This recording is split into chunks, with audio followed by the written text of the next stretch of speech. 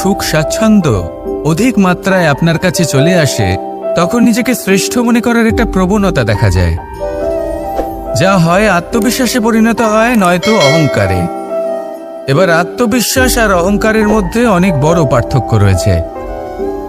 আমি এটা করতে পারি, আমি ওটাও করতে পারি, এ হলো আত্মবিশ্বাস। শুধুমাত্র আমি এটা করতে পারি, শুধুমাত্র আমি ওটাও করতে পারি, আমি হলাম সর্বশ্রেষ্ঠ, এটা হলো অহংকার। এবার এই অহংকার এর ধ্বনি অনেক দূর প্রবাহিত হয়, আর এর প্রহার সর্বপ্রথম আপনাকে বিপর্যস্ত করে। এবার এই অহংকার এর বিপরীত শব্দ হলো বিনয়, অর্থাৎ নিজের ঊর্ধ্বে উঠে অন্যের বিষয় ভাবনা চিন্তা করা, সংসারের বিষয় ভাবা। এই বিনয়ী হবার চেষ্টা করুন, একের থেকে অনেক হওয়ার চেষ্টা করুন এবং একসাথে থাকার চেষ্টা করুন। নিশ্চিত রূপেই আপনি বিকাশের কারণ হবেন। মত্ততা থেকে নিজেকে দূরে রাখুন, অহংকার থেকে নিজেকে দূরে রাখুন। এই মন প্রসন্ন হয়ে বলবে, রাধা রাধা। কোনো এক বস্ত্রে যদি ছোট্ট একটা ছিদ্র উৎপন্ন হয়, আর যদি আমরা তার দিকে নজর না দিই, তাহলে সময়ের সাথে সমগ্র বস্ত্র ছিঁড়ে যায় আর কোনো কাজে আসে না। যদি কোনো একটা নৌকাতে ছোট্ট একটা ছিদ্র উৎপন্ন হয়, তাহলে সময়ের সাথে পুরো নৌকাই জলে ডুবে যায়। লক্ষ্যের দিকে অগ্রসর হওয়ার সময় একটা ছোট্ট ভুল আপনি যদি করে ফেলেন, তাহলে আপনাকে তা লক্ষ্যের থেকে দূরে করে দিতে পারে। এমনটা এই সম্পর্কের সাথেও হয়ে থাকে। কোনো একটা ছোট্ট কথা, একটা ছোট্ট মনোমালিন্য যদি সম্পর্কে আসে এবং সেটা না মেটানো হয়, তাহলে সেই সমগ্র সম্পর্কটা, অনেক বড় বড় সম্পর্ক ভেঙে যেতে পারে।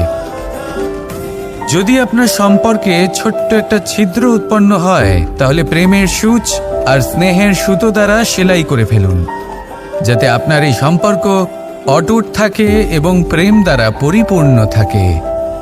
আসুন আমার সাথে ভালোবেসে বলুন, রাধা রাধা। দু রকমের প্রাকৃতিক বেগ থাকে। প্রথম হলো বর্ষা। যখন এর বর্ষণ হয়, তখন মাটিকে শীতল করে নতুন ফসল ফলায়।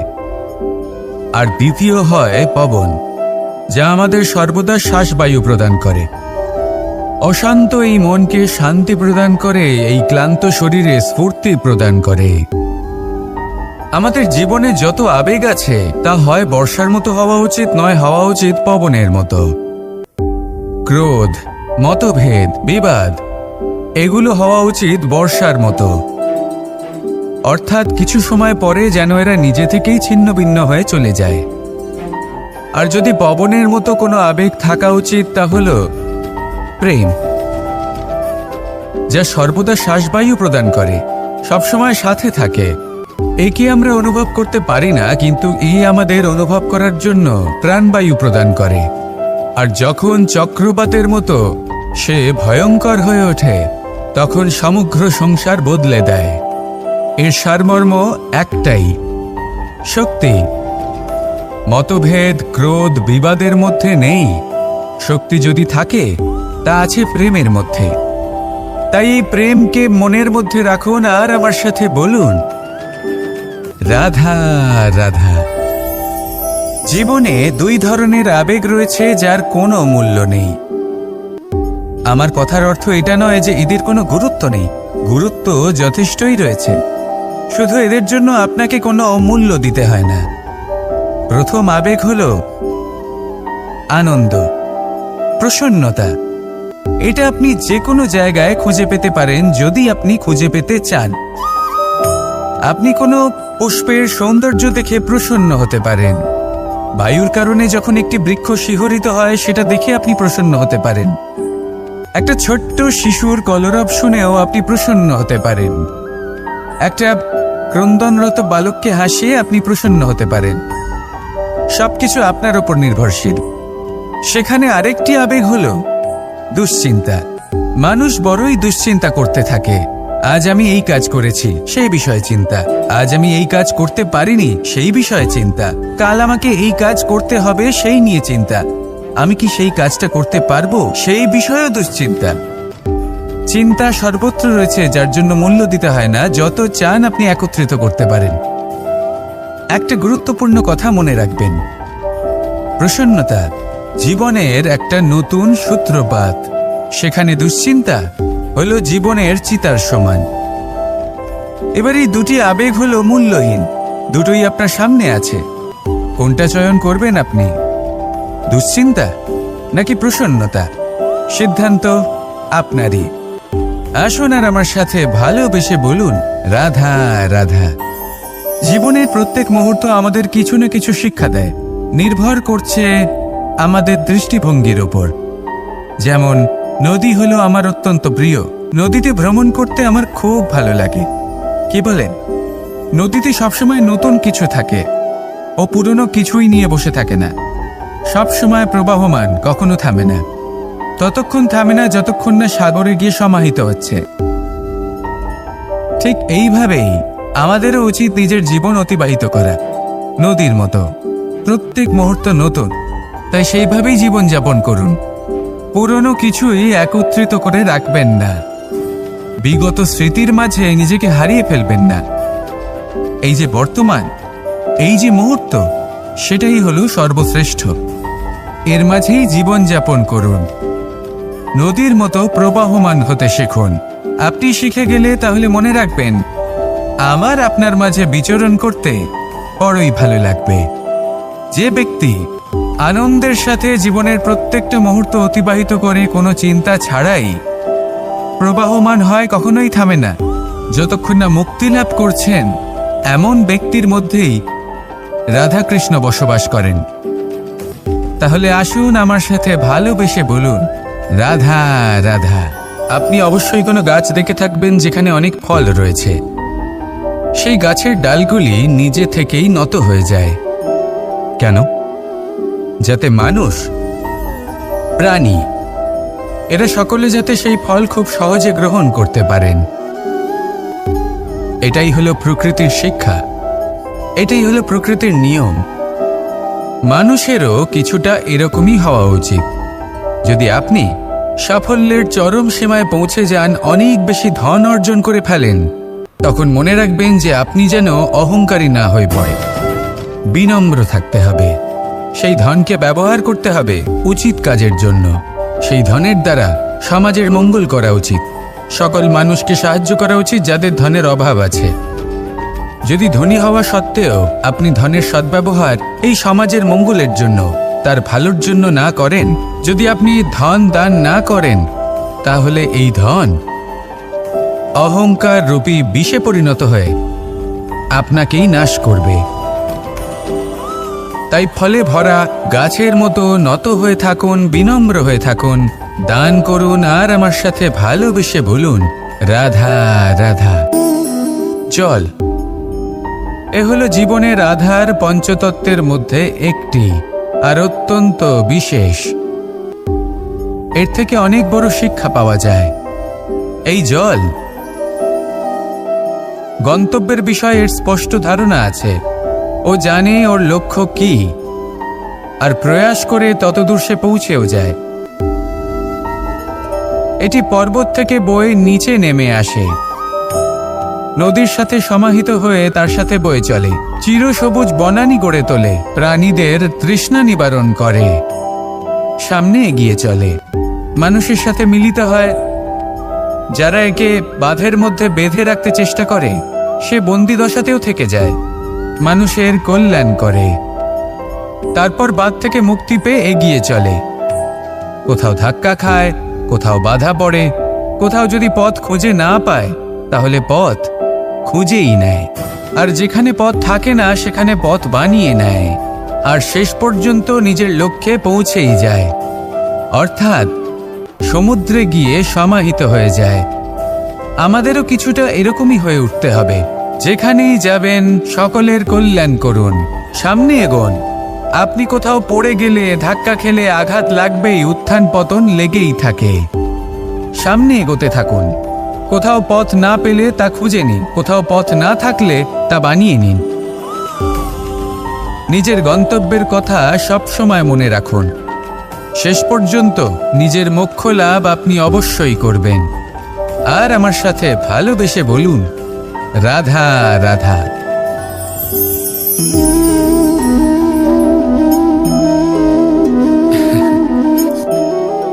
ঘুমের মধ্যে আমরা বিভিন্ন ধরনের স্বপ্ন দেখি, কিছু সুখের, কিছু দুঃখের, কিছু অত্যন্ত ভয়ানক।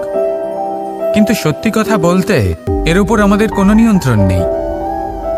কিন্তু আমি এমনও কিছু ব্যক্তিকে দেখেছি যারা খোলা চোখে স্বপ্ন দেখেন এবং তা যাপন করেন। নিজেদের একটা আলাদা স্বপ্ন নগরী আছে ওনাদের, সেখানেই জীবনযাপন করেন। আসল বাস্তবটা কি তাতে ওনাদের কিছুই যায় আসে না।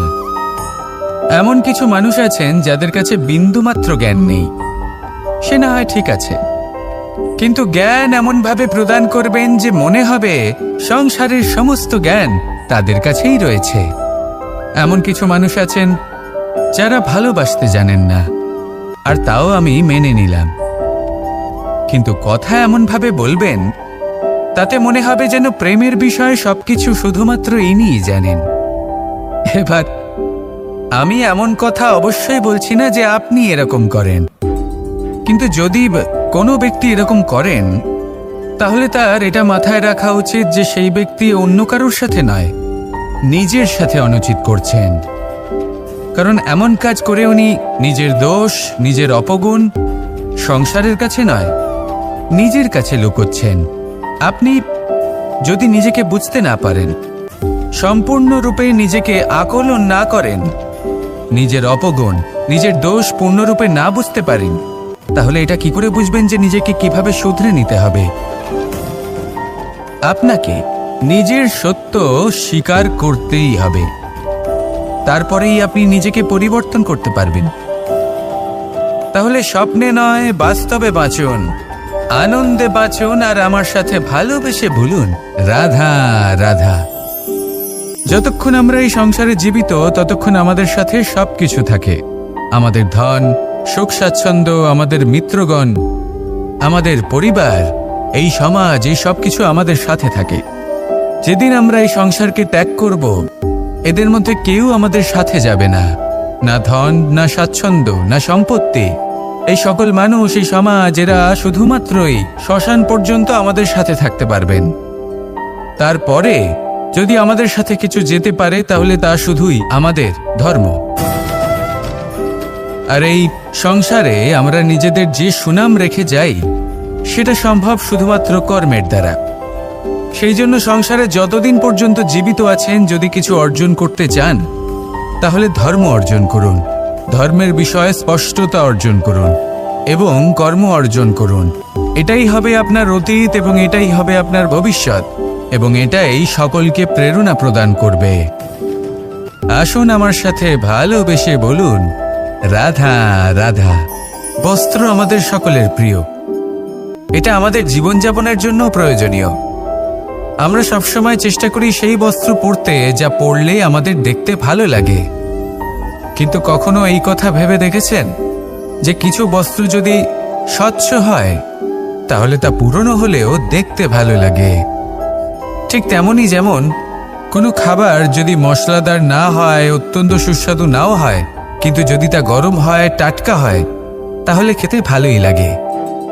ঠিক সেইভাবেই যদি কোনো ব্যক্তি সুন্দর নাও হয় কিন্তু তার কথা খুবই মধুর হয়, তাহলে সেই ব্যক্তি সকলের প্রিয় হয়।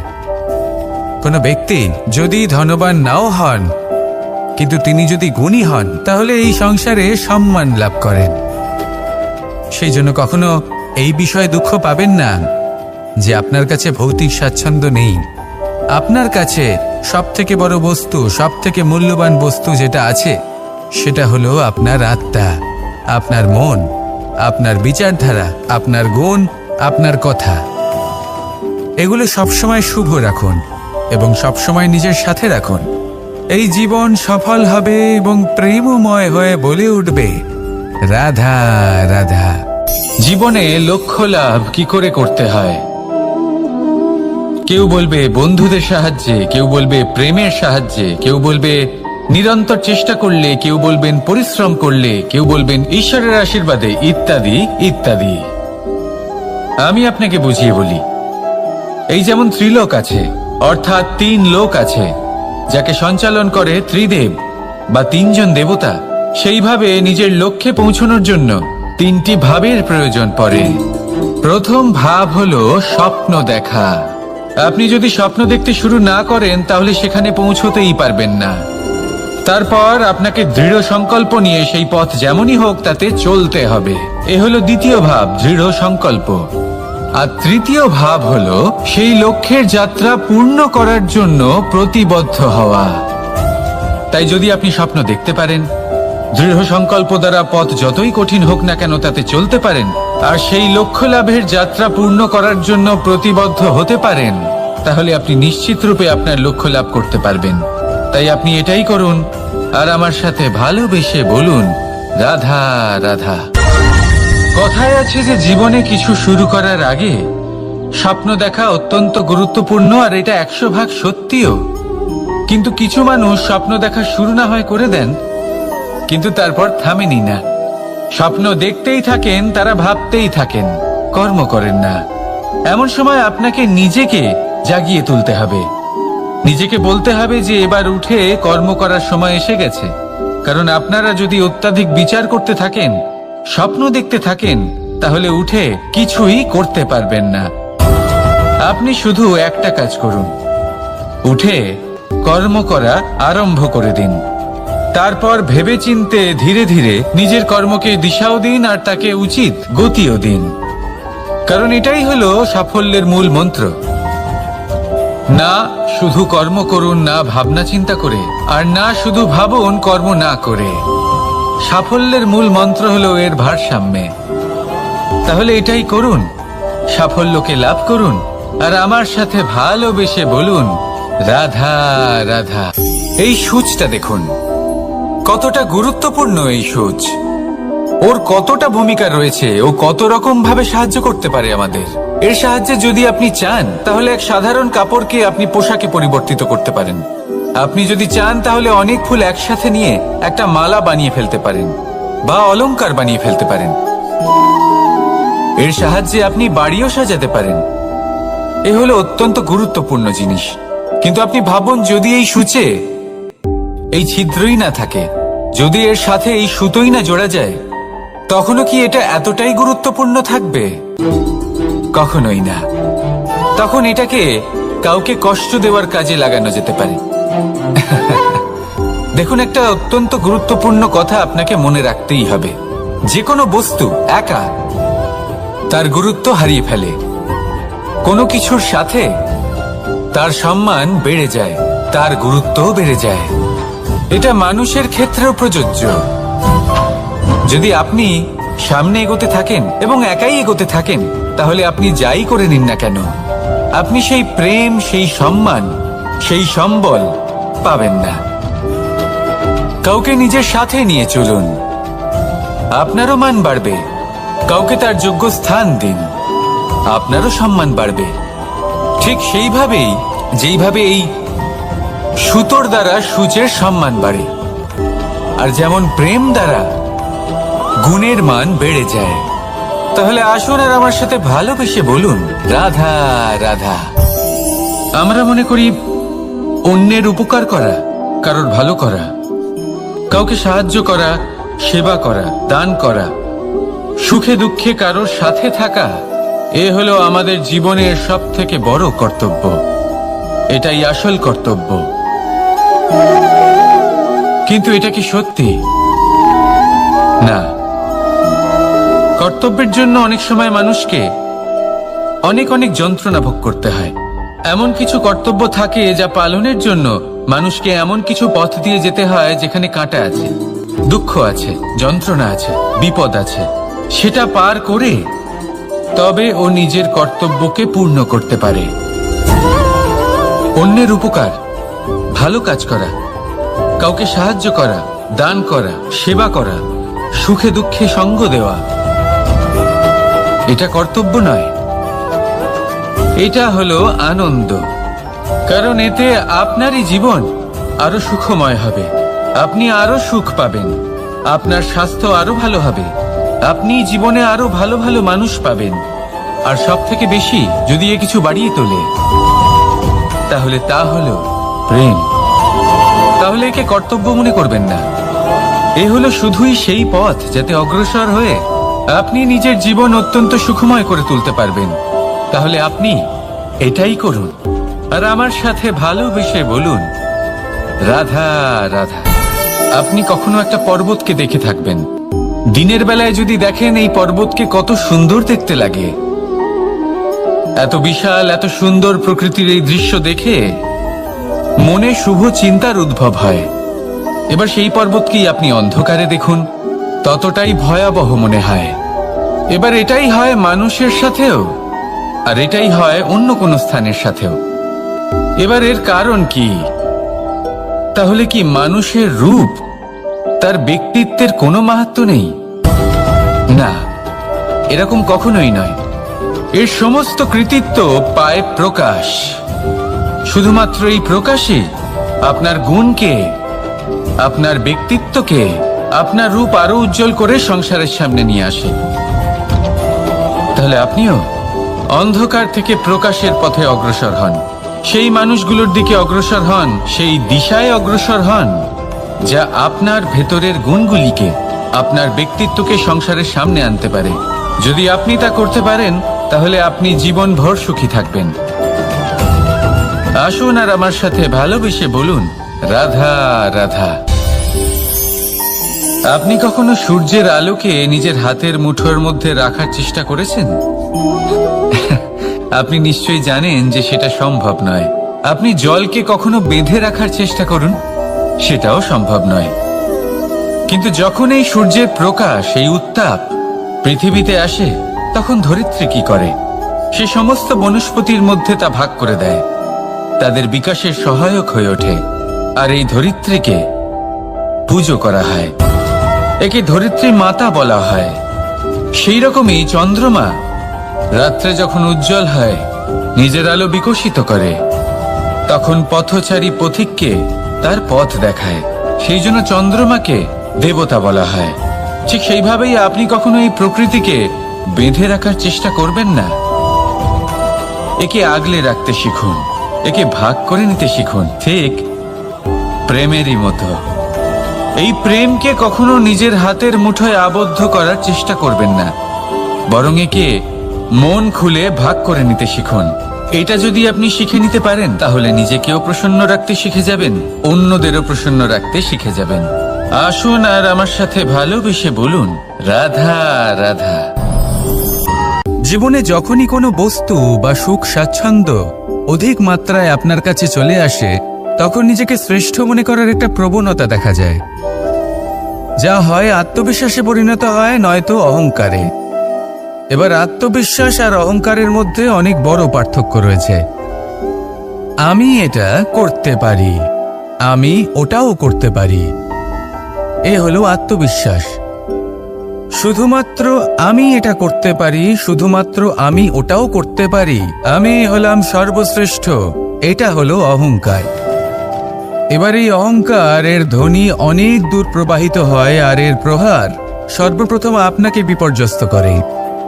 এবার এই অহংকার, এর বিপরীত শব্দ হলো বিনয়, অর্থাৎ নিজের ঊর্ধ্বে উঠে অন্যের বিষয় ভাবনা চিন্তা করা, সংসারের বিষয় ভাবা। এই বিনয়ী হবার চেষ্টা করুন, একের থেকে অনেক হওয়ার চেষ্টা করুন এবং একসাথে থাকার চেষ্টা করুন। নিশ্চিত রূপেই আপনি বিকাশের কারণ হবেন। মত্ততা থেকে নিজেকে দূরে রাখুন, অহংকার থেকে নিজেকে দূরে রাখুন। এই মন প্রসন্ন হয়ে বলবে, রাধা রাধা। কোনো এক বস্ত্রে যদি ছোট্ট একটা ছিদ্র উৎপন্ন হয়, আর যদি আমরা তার দিকে নজর না দিই, তাহলে সময়ের সাথে সমগ্র বস্ত্র ছিঁড়ে যায় আর কোনো কাজে আসে না।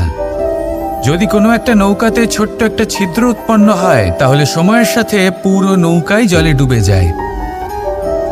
লক্ষ্যের দিকে অগ্রসর হওয়ার সময় একটা ছোট্ট ভুল আপনি যদি করে ফেলেন, তাহলে আপনাকে তা লক্ষ্যের থেকে দূরে করে দিতে পারে।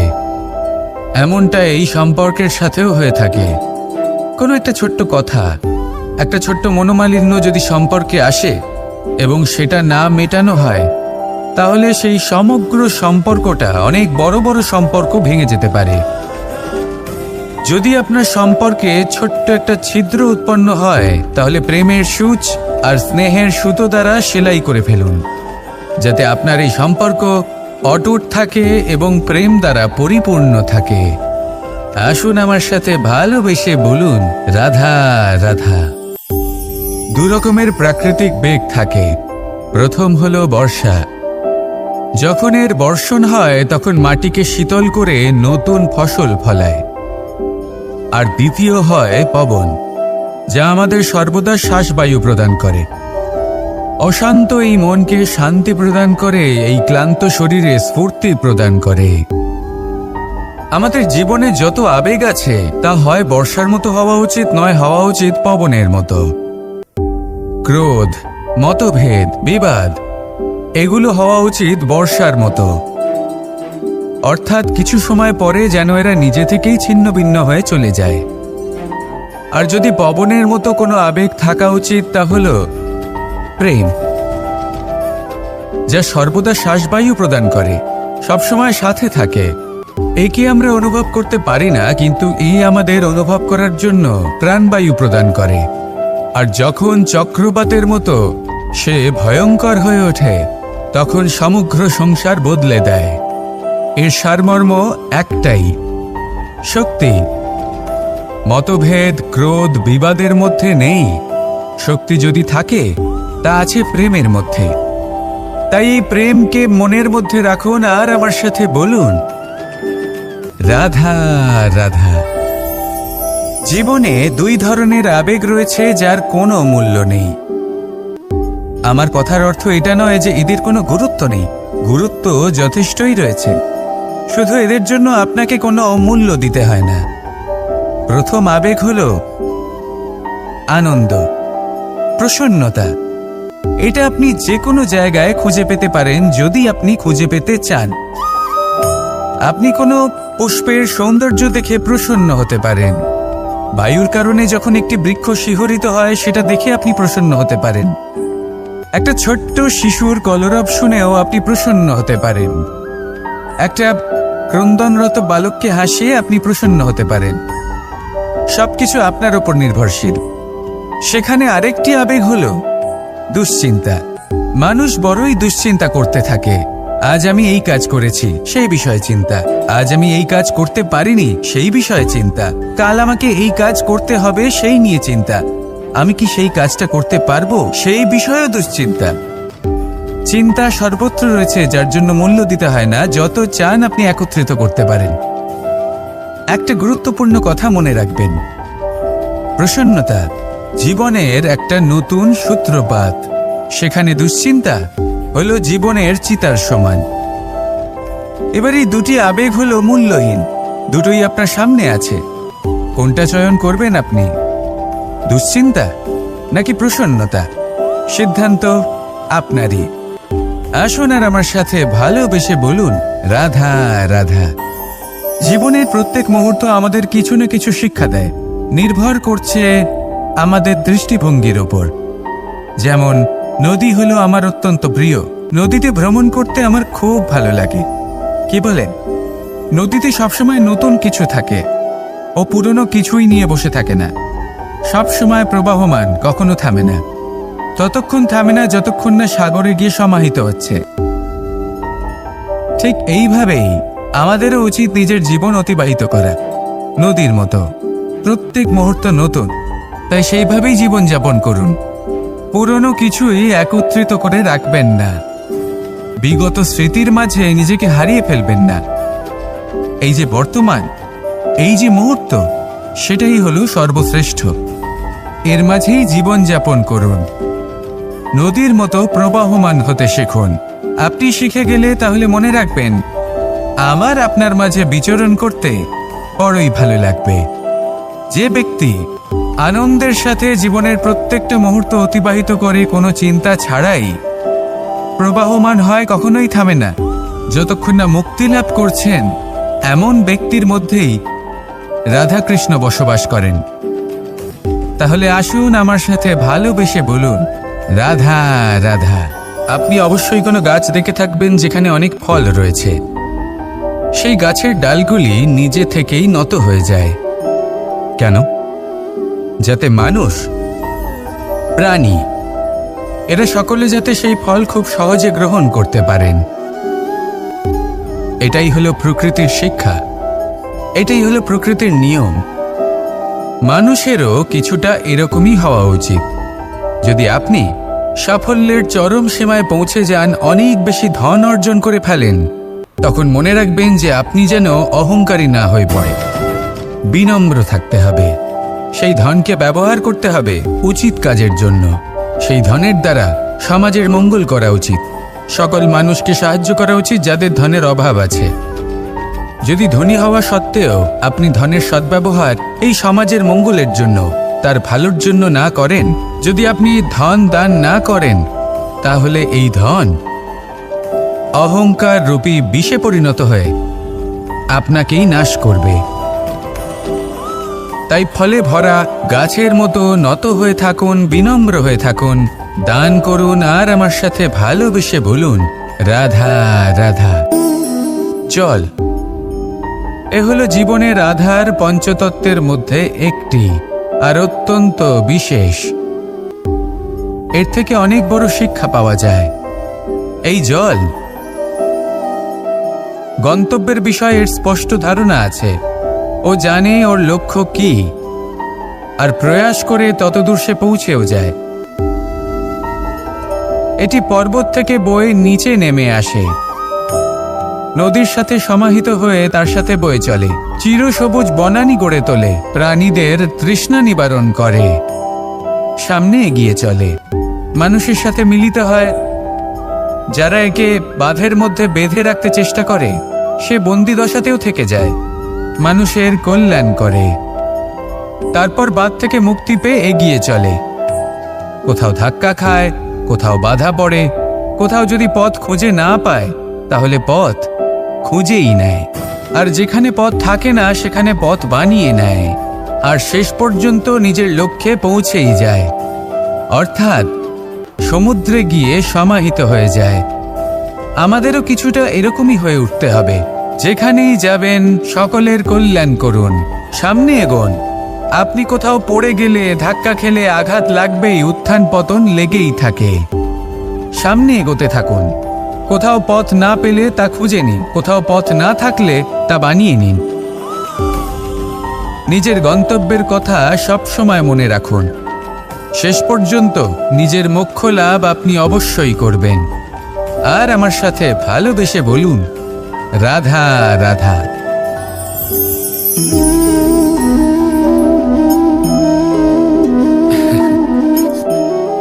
ঘুমের মধ্যে আমরা বিভিন্ন ধরনের স্বপ্ন দেখি, কিছু সুখের, কিছু দুঃখের, কিছু অত্যন্ত ভয়ানক। কিন্তু সত্যি কথা বলতে এর উপর আমাদের কোনো নিয়ন্ত্রণ নেই। কিন্তু আমি এমনও কিছু ব্যক্তিকে দেখেছি যারা খোলা চোখে স্বপ্ন দেখেন এবং তা যাপন করেন। নিজেদের একটা আলাদা স্বপ্নের নগরী আছে ওনাদের, সেখানেই জীবনযাপন করেন। আসল বাস্তবটা কি তাতে ওনাদের কিছুই যায় আসে না। এমন কিছু মানুষ আছেন যাদের কাছে বিন্দুমাত্র জ্ঞান নেই। সে না হয় ঠিক আছে, কিন্তু জ্ঞান এমনভাবে প্রদান করবেন যে মনে হবে সংসারের সমস্ত জ্ঞান তাদের কাছেই রয়েছে। এমন কিছু মানুষ আছেন যারা ভালোবাসতে জানেন না, আর তাও আমি মেনে নিলাম।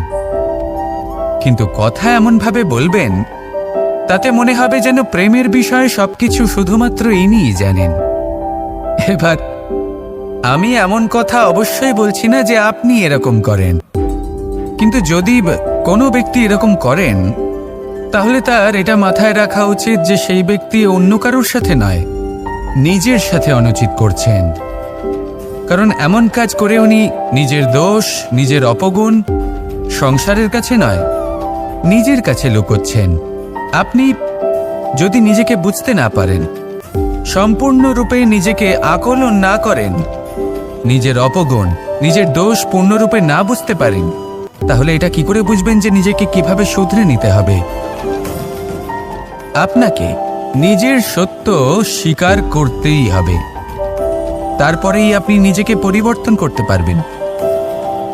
তাহলে স্বপ্নে নয়, বাস্তবে বাঁচুন, আনন্দে বাঁচুন, আর আমার সাথে ভালোবেসে বলুন, রাধা রাধা।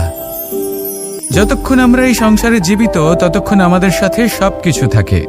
আমাদের ধন, সুখ স্বাচ্ছন্দ্য, আমাদের মিত্রগণ, আমাদের পরিবার, এই সমাজ, এই সব কিছু আমাদের সাথে থাকে। যেদিন আমরা এই সংসারকে ত্যাগ করব, এদের মধ্যে কেউ আমাদের সাথে যাবে না, না ধন, না স্বাচ্ছন্দ্য, না সম্পত্তি। এই সকল মানুষ, এই সমাজ, এরা শুধুমাত্রই শ্মশান পর্যন্ত আমাদের সাথে থাকতে পারবেন। তারপরে যদি আমাদের সাথে কিছু যেতে পারে তাহলে তা শুধুই আমাদের ধর্ম। আর এই সংসারে আমরা নিজেদের যে সুনাম রেখে যাই সেটা সম্ভব শুধুমাত্র কর্মের দ্বারা। সেই জন্য সংসারে যতদিন পর্যন্ত জীবিত আছেন, যদি কিছু অর্জন করতে চান তাহলে ধর্ম অর্জন করুন, ধর্মের বিষয়ে স্পষ্টতা অর্জন করুন এবং কর্ম অর্জন করুন। এটাই হবে আপনার অতীত এবং এটাই হবে আপনার ভবিষ্যৎ, এবং এটাই সকলকে প্রেরণা প্রদান করবে। আসুন আমার সাথে ভালোবেসে বলুন, রাধা রাধা। বস্ত্র আমাদের সকলের প্রিয়, এটা আমাদের জীবনযাপনের জন্য প্রয়োজনীয়। আমরা সবসময় চেষ্টা করি সেই বস্ত্র পরতে যা পরলে আমাদের দেখতে ভালো লাগে। কিন্তু কখনো এই কথা ভেবে দেখেছেন যে কিছু বস্ত্র যদি স্বচ্ছ হয় তাহলে তা পুরনো হলেও দেখতে ভালো লাগে? ঠিক তেমনই, যেমন কোনো খাবার যদি মশলাদার না হয়, অত্যন্ত সুস্বাদু নাও হয়, কিন্তু যদি তা গরম হয়, টাটকা হয়, তাহলে খেতে ভালোই লাগে। ঠিক সেইভাবেই যদি কোনো ব্যক্তি সুন্দর নাও হয় কিন্তু তার কথা খুবই মধুর হয়, তাহলে সেই ব্যক্তি সকলের প্রিয় হয়।